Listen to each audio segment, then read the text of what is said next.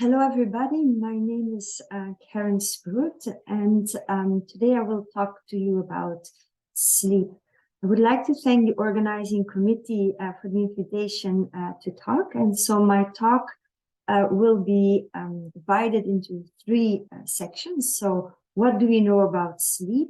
What are the most common issues? And what can be done and who to consult? So sleep is defined based on our brain waves and also on our eye movements, the muscle tone, as well as cardiorespiratory functioning. So based on these brain waves and these functions, we can divide sleep into stage N1, stage N2, and stage N3, or what we call the non-REM sleep, so the non-rapid eye movement sleep, which is characterized by slow eye movements, a reduced muscle tone, and slow and regular cardiorespiratory functioning. We also have the REM sleep, or the rapid eye movement sleep, which is a paradoxical sleep or a paradoxical stage, because we have rapid and or fast random eye movements. We have an absent muscle tone, and we have fast and irregular cardiorespiratory function. So, but this structure is creating or is maturing, is developing throughout our childhood. And so when we are as adults, when we go to bed, we fall asleep, and that is, we spend some time in stage N1, then we will go to a slightly deeper sleep, which is stage N2, and then we will spend some time in the deepest sleep, stage N3. Sometimes the sleep becomes a little bit lighter, and we might turn, and then, as you can see, our first REM sleep starts. So this is called sleep cycle. So the cycle from non-REM all the way becoming a little bit lighter sleep, and then our first REM period or REM episode. Depending on our sleep duration, we will have 4 to 6 of these sleep cycles, because in adults, a sleep cycle lasts about 90 to 110 minutes. Now, when we are born, this sleep cycling is much faster. It's around 50 to 60 minutes. And also the characteristics of stage N, stage 2, stage 3 are not as developed or not as characterized as we would see it in adults. So we talk about the quiet sleep, which will later on develop, will become the non-REM sleep. Will show these characteristics of stage N1, 2, and 3. And we will have, as a baby, we will have active sleep, which will develop, which will mature into the rapid eye movement sleep. And also, as you can see here, so this baby falls asleep in REM and then spends some time into the lighter non-REM sleep, as well as in the deeper sleep. So around 3 months, this sleep structure starts to have more of the characteristics as we can see it in adults. And some of the characteristics, the physiological characteristics, are even at the age of 6, 7 months really clear on the polysomnography or on our sleep study. So as a child, what is also interesting to see is that it spends a lot of its first period of its sleep into this deeper non-REM sleep, whereas towards the end of its sleep, the child will spend more into the REM sleep. So the proportionally will spend more time in REM sleep. But also at old age, this sleep structure will still change. So this structure of sleep, or this characteristics of sleep through our lifespan, changes. And so as an adult, we spend about, of our sleep duration, total sleep duration, about 20% into the REM sleep and around 80% into the non-REM sleep. But as I just said, this is not the case when we are born. So when we are born as a newborn, you spend about 50% of your sleep time in this REM sleep and 50% into this non-REM sleep. And as this figure is showing, this proportion will change throughout your life. It will change, and so it will determine your sleep, your quality of sleep.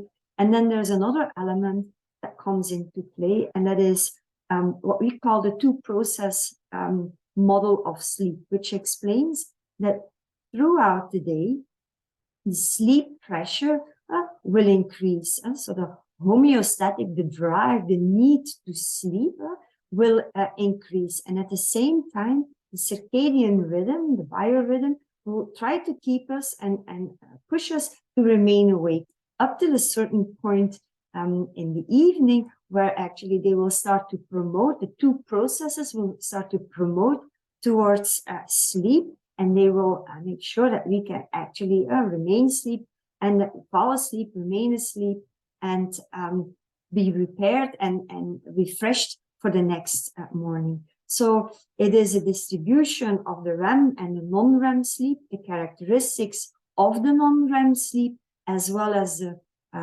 homeostatic pressure, the sleep pressure, and the circadian rhythm, all combined as a cocktail, will make up our sleep, our quality, our duration, and our timing of our sleep. So that is sleep in a nutshell. So what are the most common issues of sleep in individuals with Rett syndrome? So first we need to know, in terms of typically developing children, if they come to the sleep clinic, they will sleep about 8 hours, and they will spend about 25 minutes to fall asleep. And during the period that they are asleep, during this time, this 8 hours, they spend around half an hour, 30 minutes being awake, spread out over that sleep period. So if you look at this distribution of the sleep stages across the sleep duration, it's around 7%. They spend of their time in stage 1, 40% in stage 2, 30% in stage 3, the deep sleep, as well as 20% in the REM sleep. Now, if we combine all the polysomnography or all the sleep studies done in children or people or individuals with Rett syndrome that are published in literature, then and who also come to a sleep clinic, you see that they sleep about 7 hours, that the sleep onset latency, so the time to fall asleep, is about 20 minutes, and that the period to stay, that they stay awake throughout this sleep duration is around 66 minutes. So you can also see here that the percentage in stage N1 is 8%, in stage 2 is 40%, in the non-REM stage 3, so the deep sleep, it's 35%, and in the REM sleep, it's about 60%. If we group data in the literature in a different way, the literature of cases, so only one child being reported in the scientific paper, or 2 or 3 or a couple of children reported in the literature, if we combine all those data, they also come to a sleep clinic. They sleep about 7 hours. The sleep onset latency, so the time to fall asleep, is around 23 minutes. And you can see in these cases, the sleep after sleep, the wake after sleep onset is much longer, is 190 minutes almost. And what you can see again in the distribution of the sleep, proportional sleep stages, it's 41% in stage 3 and 14%, almost 15% in the REM sleep. Then we go into those only affected by the MECP2 characteristic or group based on this genotype. So here you see the sleep duration is 8.6 hours in the sleep clinic, the time to fall asleep around 17 minutes, the wake after sleep onset around 82 minutes, and then you see again the distribution for the stage N3 and also for the REM sleep. Now, in the literature, we also see that the cases or the reports are on children or on adults that come to the sleep clinic because of sleep disordered breathing. So we split the results into those without sleep disordered breathing, because sleep disordered breathing is affecting the structure of sleep, the quality of sleep. And so these individuals slept around 9 hours, took about 20 minutes to fall asleep, and 83 minutes wake after sleep onset. And you can see here that the sleep proportion again of stage N1, stage N2, stage N3, and then of the REM sleep. Now, what is interesting, as I just said, a large proportion of individuals with Rett syndrome have sleep disordered breathing. You can see the severe sleep disordered breathing in childhood is almost 40% of them suffer sleep disordered breathing. So if you look at the sleep structure of these individuals, they sleep around 7.9 hours. It took 12 minutes to fall asleep, but they had a huge sleep need. So the pressure was clearly there. And then you have 93 minutes of wake during the sleep period. And you can see that the stage N2, so the lighter non-REM sleep, is 34%, as well as the stage N3 is 44.5%. And then you have 14% in REM sleep. So if we compare that statistically to these typically developing children, then we can conclude that individuals with Rett syndrome spend much more time awake during this sleep period. So fragmented awakenings during the night, during the sleep period, that the spending time in the stage N1 is slightly longer than in typically developing, that they spend much more time in the deep sleep, and that this REM sleep is also significantly shorter. So if I now show those structures, those hypnograms of individuals with Rett syndrome, you actually see here that for this girl, it took a long time to fall asleep. And you can see immediately here that she spent a lot of time awake during this sleep recording, during this sleep period, and not that many hours or not that much time in the non-REM sleep. The second one has much more in the non-REM deep sleep and some periods of REM sleep, whereas the other one had a lot of fragmented sleep, a lot of short awakenings in contrast to the top one. So what we can see, and as a complaint, you might come with, okay, my child, my girl with Rett syndrome has difficulties falling asleep, has difficulties maintaining sleep, and as a consequence of this poor sleep, may show more sleepiness, somnolence during the daytime. So what can be done and who to consult? So if there is a sleep complaint, all sleep experts will first try to figure out what is a sleep duration. So how much time does this person spend to sleep? What is the sleep quality? Are there certain sleep behaviors? Are there certain sleep elements, issues that we need to know? Like, is there snoring? Is there difficulties for breathing? Is there teeth grinding? And then we will also ask about, apart from what the sleep is, how does this relate to daytime functioning? So how sleepy are they during the daytime? Are they more moody? Are they more irritable? And what we also will look for is when the sleep falls, so the timing of sleep in our 24-hour rhythm, because all combined makes that cocktail, as I just showed on one of the previous slides.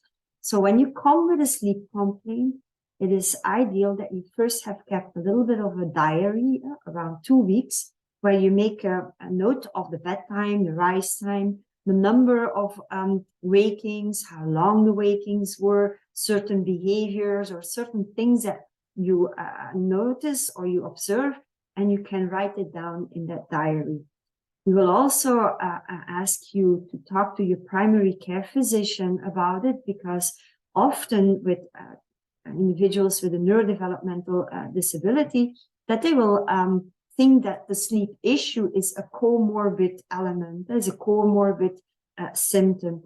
But first of all, if that is the case, we need to consider and discuss this and talk about potential management. But sometimes, like sleep disordered breathing, it could be that by treating the sleep disordered breathing, the quality of sleep will improve, and also the daytime symptoms will disappear. So first, talk with your primary care physician, talk to the treating physician, talk to the multidisciplinary team, and discuss the current pharmacological treatment, discuss the medications the child is currently on.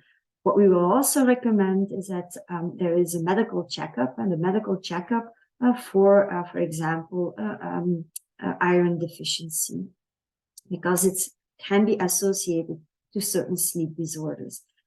Now, the first line treatment for any sleep disorders, and primarily for those with insomnia, with difficulties falling asleep, difficulties maintaining asleep, and difficulties with waking up too early, our first line approach is sleep hygiene and behavioral treatments, so behavioral approaches. So having a regular bedtime, making sure that the bedroom is quiet, is dark, is relaxing, comfortable temperature, comfortable bedding, positive routines to go to bed, and then daytime activities that promote optimal sleep.